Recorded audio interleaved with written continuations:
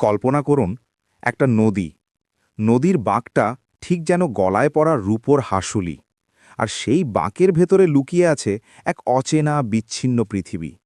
সেই পৃথিবীর মানুষ, তাদের বিশ্বাস, তাদের ভয়, তাদের স্বপ্ন, সব মিলিয়ে তৈরি হয়েছে এক অসাধারণ উপন্যাস, হাসুলি বাঁকের উপকথা।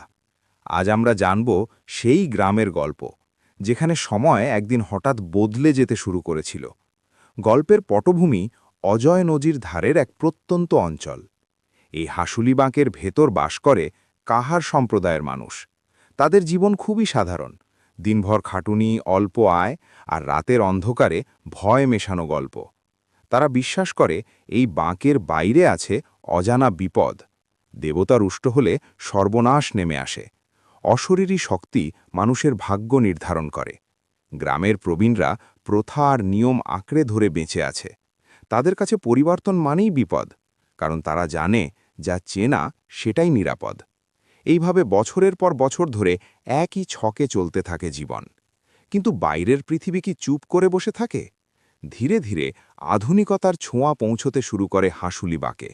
রেল লাইন, শহরের খবর, নতুন কাজের সুযোগ, সব মিলিয়ে বদলের হাওয়া লাগে গ্রামে। তরুণ প্রজন্ম প্রশ্ন করতে শুরু করে, কেন এত ভয়, কেন এত অন্ধবিশ্বাস, কেন আমরা বাইরে যাব না? এই প্রশ্নগুলোই গ্রামে অস্থিরতা তৈরি করে। একদিকে প্রবীণদের কড়া নিয়ম, অন্যদিকে তরুণদের স্বাধীনতার আকাঙ্ক্ষা।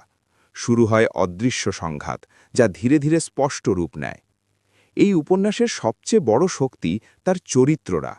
প্রতিটি মানুষ যেন রক্ত মাংসের। তাদের মধ্যে আছে ভয়, প্রেম, ঈর্ষা, রাগ আর বেঁচে থাকার তীব্র ইচ্ছে। কাহার সম্প্রদায়ের মানুষগুলো সমাজের নিচু তলার প্রতিনিধি। তাদের কণ্ঠস্বর খুব কমই শোনা যায়, কিন্তু এখানে তাদের গল্পই মূল সুর। তারাশঙ্কর বন্দ্যোপাধ্যায় দেখিয়েছেন, দারিদ্র্য শুধু অর্থের অভাব নয়, এটা সুযোগের অভাব, শিক্ষার অভাব, আত্মবিশ্বাসের অভাব। তবু এই মানুষগুলোর ভেতরে আছে গভীর মানবিকতা। তারা ভালোবাসে, স্বপ্ন দেখে, আবার ভয়ও পায়। পরিবর্তন যখন সত্যিই দরজায় কড়া নাড়ে, তখন কেউ তাকে স্বাগত জানায়, আবার কেউ প্রাণপণে ঠেকানোর চেষ্টা করে। গ্রামের ভেতর বিভাজন তৈরি হয়। কেউ চায় নতুন পথ ধরতে, কেউ চায় পুরনো নিয়মে ফিরে যেতে। এই টানাপোড়েন শুধু সামাজিক নয়, এটা মানসিকও। কারণ মানুষ যখন তার চেনা জগৎ হারানোর আশঙ্কা করে, তখন সে সবচেয়ে বেশি ভয় পায়। হাসলিবাগ ধীরে ধীরে বদলাতে থাকে, আর সেই বদলের সাথে বদলে যায় মানুষের সম্পর্ক, বিশ্বাস আর জীবন দর্শন। এই উপন্যাস আসলে একটা প্রশ্ন ছুড়ে দেয় আমাদের দিকে।